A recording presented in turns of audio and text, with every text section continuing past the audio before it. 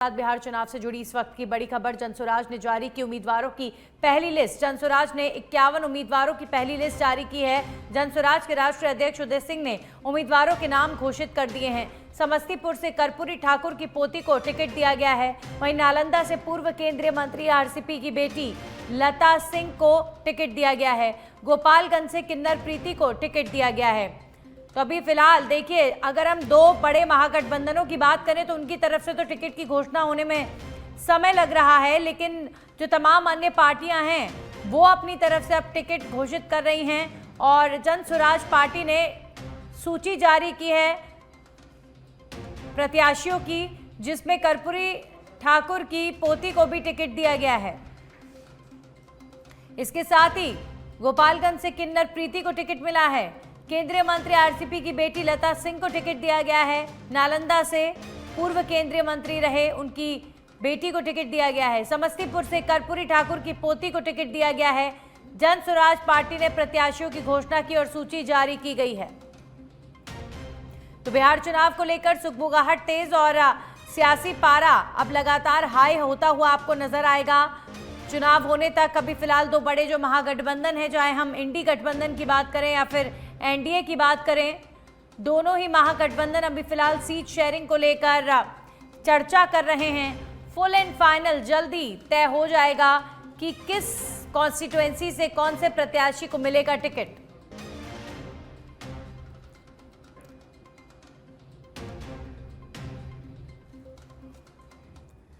और बिहार चुनाव से जुड़ी एक और बड़ी खबर आ रही है। विधानसभा चुनाव के पहले चरण की चुनावी प्रक्रिया आज से शुरू। 121 सीटों के लिए नामांकन आज से शुरू हो चुके हैं। सभी प्रत्याशी 17 अक्टूबर तक दाखिल कर सकते हैं नामांकन। 18 अक्टूबर को नामांकन पत्रों की होगी जांच।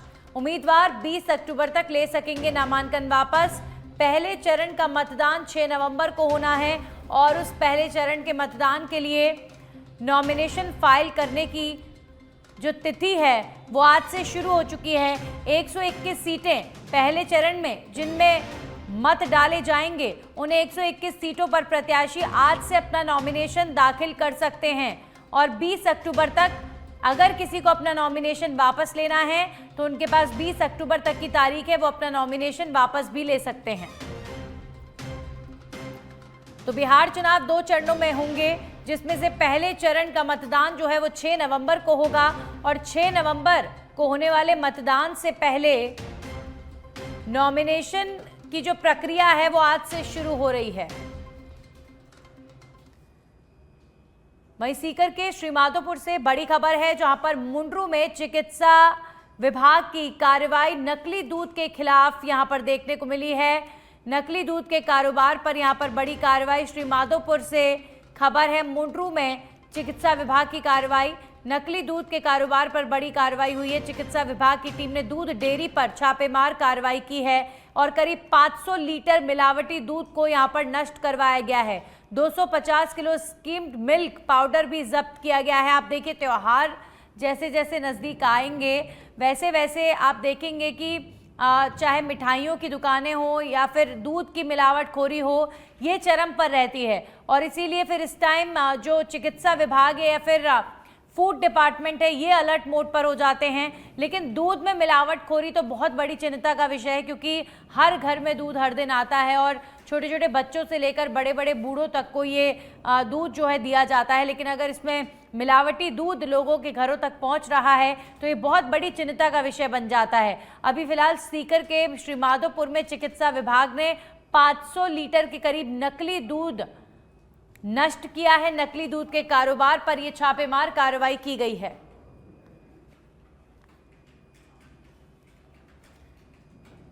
और बिहार चुनाव से जुड़ी एक और बड़ी खबर आ रही है। दिल्ली में आज एलजेपी की संसदीय बोर्ड की बैठक होने जा रही है। बिहार चुनाव को लेकर होगी ये बैठक। उम्मीदवारों के नाम और तैयारियों पर चर्चा होगी।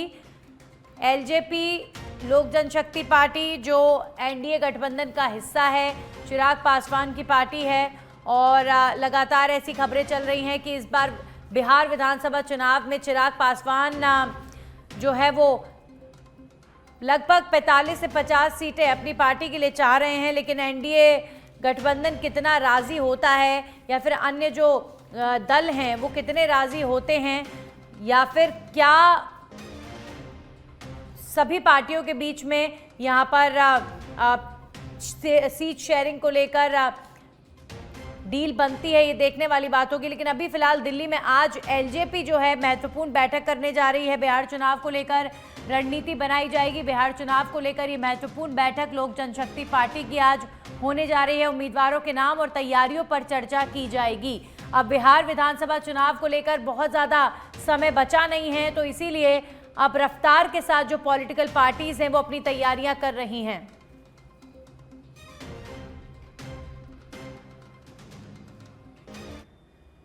वहीं पटना में आरजेडी संसदीय बोर्ड की बैठक होगी आज। उम्मीदवारों के नामों की लिस्ट फाइनल हो जाएगी। महागठबंधन में मुख्यमंत्री चेहरा हो गया है फाइनल। सूत्रों के हवाले से खबर, तेजस्वी के नाम का जल्द ऐलान भी हो जाएगा, क्योंकि आप लगातार तेजस्वी यादव को भी जब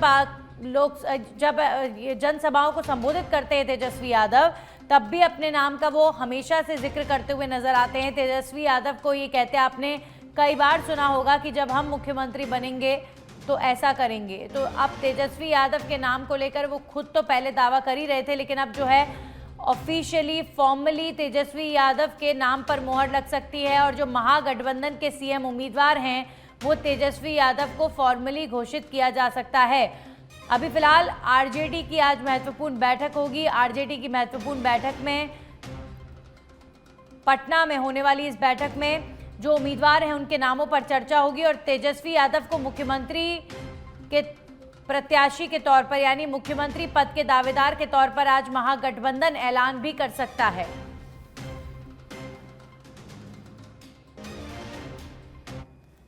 वहीं बाड़मेर जिला प्रशासन और पर्यटन विभाग के संयुक्त तत्वावधान में आयोजित 2 दिवसीय थार महोत्सव का समापन महाबार के मखमली रेगिस्तान धोरों में हुए सांस्कृतिक कार्यक्रम के साथ हुआ।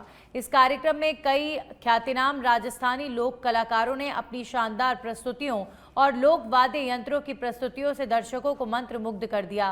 वहीं विश्व विख्यात जसनाथ संप्रदाय के अग्नि नृत्य ने इस समापन समारोह पर 4 चांद लगा दिए।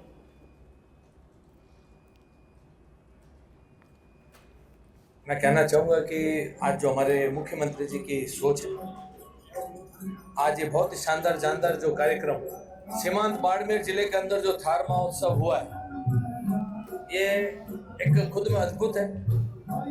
हमारे जिला प्रशासन ने जो इसकी शानदार प्रस्तुति की है, यहाँ के लोगों के अंदर जो एक उत्साह आपको और हमको देखने को मिल रहा है, ये उन कलाकारों के मनोबल को आज विश्व के पटल तक कैसे हमारे कलाकार पहुँच सके, उनके मन की भावना को कैसे सिर्फ हमारे मारवाड़ के नहीं, हमारे राजस्थान के नहीं, पूरे देश के नहीं, विदेश के लोग कैसे इन कलाकारों के मनोबल को बढ़ा सके, ये अपने अंदर छुपी हुई प्रतिभाओं को कैसे विश्व पटल पर रख सके। बहुत अच्छा लगा कि बहुत अच्छा पब्लिक पार्टिसिपेशन रहा और सभी के सपोर्ट से गवर्नमेंट का जो एक पूरा विजन है कि हर जिले में लोकल फेस्टिवल्स बहुत जोर शोर से सेलिब्रेट हों, सभी कलाकारों को मौका मिले।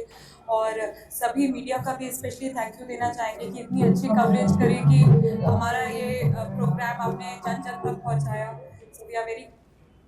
खबरों में आगे बढ़ेंगे और बात करेंगे सीकर के श्रीमाधोपुर कृषि उपज मंडी में पिछले 8 दिनों से चल रहा व्यापारियों और पल्लेदारों के बीच गतिरोध आखिरकार समाप्त हो गया है। शाम को दोनों पक्षों के बीच 13 सूत्रीय मांगों पर सहमति बनने के बाद हड़ताल खत्म करने की घोषणा की गई और अब आज से मंडी में व्यापार सुचारू रूप से शुरू होगा। गौरतलब है कि मंडी में पल्लेदारों की ओर से कृषि जिन्सों की तुलाई और लोडिंग में कथित मनमानी को लेकर व्यापारियों ने अनिश्चितकालीन हड़ताल शुरू कर दी थी। सीकर जिले की सबसे बड़ी अनाज मंडी है श्रीमाधोपुर, जहाँ मजदूरों की मजदूरी को लेकर के जो गतिरोध था, निश्चित रूप से व्यापारियों ने और पल्लेदार साथियों ने बैठकर समाधान किया है। इसके लिए तो मैं बधाई देता हूँ। और निश्चित रूप से व्यापार, क्योंकि सबसे ज़्यादा किसान न केवल श्रीमाधोपुर का, पूरे जिले का किसान यहाँ अनाज लेकर के आता है, इसलिए काफ़ी दिन से प्रतिरोध था, वो समाप्त हुआ। इसके लिए मजदूर साथी भी धन्यवाद के पात्र है और व्यापारी मजदूर से भी मेरा निवेदन है कि उनको व्यापार करना है, इनको अपनी मेहनत से मजदूरी करना है। स्वागत है। खबरों में आगे बढ़ेंगे और बात करेंगे सवाई माधोपुर से। खबर है जहां पर बौली में नगर पालिका का अतिक्रमण पर चला पीला पंजा। जेसीबी से हटाए बेशकीमती भूमि पर किए गए अतिक्रमण। कार्रवाई के बाद अन्य कब्जाधारियों में चिंता की लहर है। कार्रवाई के दौरान महिला और कर्मचारियों के बीच नोकझोंक भी यहां देखने को मिली। महिला कांस्टेबल को बुलाकर मामला शांत करवाया गया है। तो सवाई माधोपुर में एक महिला कांस्टेबल को बुलाकर यहां पर मामला शांत कराया गया। अतिक्रमण पर यहां पीला पंजा चला है। जेसीबी से हटाए गए बेशकीमती भूमि पर किए गए अतिक्रमण। कार्रवाई के बाद अन्य कब्जाधारियों में भी यहां पर चिंता देखने को मिली। अब कार्रवाई के दौरान आप देखिए लोगों का जो विरोध था उसके मद्देनजर महिला कांस्टेबल को बुलाकर महिलाएं यहां पर विरोध कर रही थी इस अतिक्रमण हटाए जाने की कार्रवाई का, महिला कांस्टेबल को बुलाकर फिर मामला शांत करवाया गया है। तो सवाई माधोपुर में बौली में नगर पालिका का अतिक्रमण पर पीला पंजा चला है।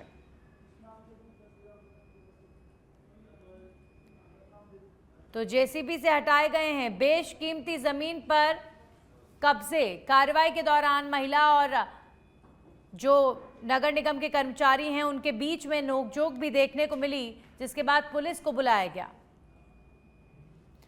और अब खबर डीडवाना से, जहां पर खेल नगरी डीडवाना में राजस्थान सरकार की स्पोर्ट्स काउंसिल की ओर से आयोजित 75वीं राज्य स्तरीय सीनियर बास्केटबॉल प्रतियोगिता की शुरुआत हुई है।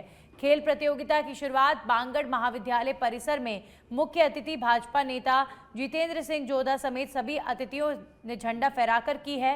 वहीं इस दौरान अतिथियों की ओर से प्रतियोगिता में विजेताओं को दी जाने वाली ट्रॉफियों का भी अनावरण किया गया।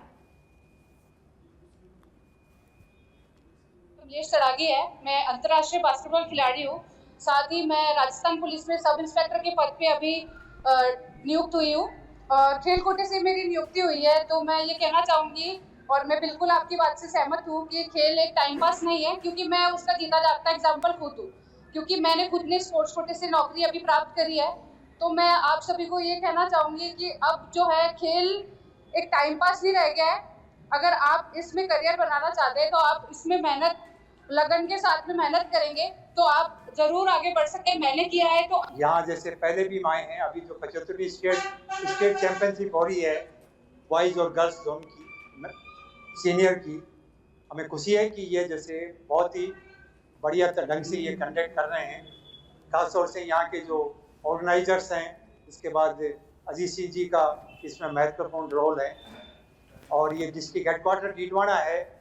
आगे हम भविष्य में ये चाहते हैं कि जिस तरह से डीडवाना में बास्केटबॉल की काफ़ी लोकप्रिय होता जा रहा है, इसके लिए इंडोर स्टेडियम होना बहुत जरूरी है। वहीं चाकसू कस्बे में स्थित राजकीय उपजिला अस्पताल में एक बार फिर लापरवाही का गंभीर मामला सामने आया है। अस्पताल परिसर में रात के समय खुलेआम घूमते आवारा कुत्तों का वीडियो सोशल मीडिया पर तेजी से वायरल हो रहा है, जिससे अस्पताल की व्यवस्थाओं पर सवाल खड़े हो गए हैं। वीडियो में साफ देखा जा सकता है कि कई श्वान अस्पताल की इमारत में बेखौफ घूमते नजर आ रहे हैं। लोगों ने अस्पताल प्रशासन से सख्त कार्रवाई और सुरक्षा के पुख्ता इंतजाम करने की मांग की है। वहीं अब तक प्रशासन की ओर से इस मामले पर कोई प्रतिक्रिया सामने नहीं आई है। तो चाकसू में अस्पताल परिसर के अंदर श्वानों के घूमने का वीडियो वायरल हो रहा है। अस्पताल परिसर में बेखौफ घूम रहे हैं श्वान, जिसे लेकर लोग विरोध भी कर रहे हैं। रात के समय यहाँ पर इन जानवरों के अस्पताल परिसर में इस तरह खुलेआम घूमने को लेकर नवजात शिशुओं को लेकर परिजन डरे हुए हैं और साथ साथ जो यहाँ पर मरीज भर्ती हैं उनमें भी डर का माहौल देखने को मिला। अस्पताल परिसर में बेखौफ घूमते नजर आए चाकसू अस्पताल में श्वान। तो ये जो आप तस्वीर देख रहे हैं, ये तस्वीर अस्पताल में लापरवाही की तस्वीर है, जहां पर आप देखिए अस्पताल की व्यवस्थाओं में रात के वक्त में श्वानों को बाहर निकालने तक का कोई यहाँ पर इलाज नहीं किया गया है। चाकसू कस्बे स्थित राजकीय उपजिला अस्पताल की तस्वीर है, जहां पर एक बार फिर लापरवाही का गंभीर मामला सामने आया है। अस्पताल परिसर में रात के समय खुलेआम घूमते आवारा कुत्तों का वीडियो सोशल मीडिया पर वायरल हो रहा है। हमारे सहयोगी मुकेश जुड़ चुके हैं इस खबर पर ज्यादा जानकारी के साथ। मुकेश, ये लापरवाही की पराकाष्ठा कहेंगे, जहां पर नवजात शिशु भी हैं, जहां पर मरीज भी हैं, जहां पर लोगों का इलाज चल रहा है। हाइजीन की तो क्या बात करें, लेकिन यहाँ पर कुत्तों को भगाने तक की व्यवस्था नहीं कर रहा है कोई। घोर लापरवाही। जी निश्चित तौर पर आपको बताना चाहूंगा, ये चाकसू अस्पताल की ये जो तस्वीर है, वाकई चौंकाने वाली तस्वीर है। उपजिला अस्पताल में ये कैसा नजारा, इसको लेकर लोग कई तरह के सवाल खड़े कर रहे हैं अस्पताल प्रशासन पर। अस्पताल परिसर में देखो जिस तरह से ये श्वान घूमते नजर आ रहे हैं, और रात के समय में खासकर ये कुत्ते घूमने का जो वीडियो, जो श्वानों का घूमने का जो वीडियो वायरल हो रहा है, उसके बाद कई तरह के प्रशासन पर सवाल खड़े किए जा रहे हैं। जी बताते कि यहाँ नवजात शिशुओं और मरीजों को बड़ा खतरा हो सकता है। पहले भी कई बार ऐसी लापरवाही देखी गई थी, जिसके बाद भी प्रशासन ने अब तक कोई कदम नहीं उठाए, और फिर इस तरह की तस्वीरें वायरल होना एक गंभीर जो लापरवाही सामने आती है। और पहले भी दूसरे अन्य अस्पतालों में इस तरह की घटनाएं सामने है। कई बार जो नवजात शिशु उनको ऐसे श्वान ले जाते हैं, कई बार इस घटना से ये प्रशासन अनजान बना हुआ है। हालांकि अभी जो अस्पताल प्रशासन से हमने जो संपर्क करने की कोशिश की, तो उनसे अभी किस तरह का संपर्क नहीं हो पाया, अभी उनकी कोई प्रतिक्रिया सामने नहीं आई। जी चलिए, शुक्रिया मुकेश आपका तमाम जानकारियों के लिए। तो अस्पताल परिसर में जो व्यवस्था है या जो स्थिति है, जो हालात हैं, उसे लेकर क्या किसी बड़े हादसे को न्योता देने की कोशिश कर रहे हैं यहाँ पर डॉक्टर्स?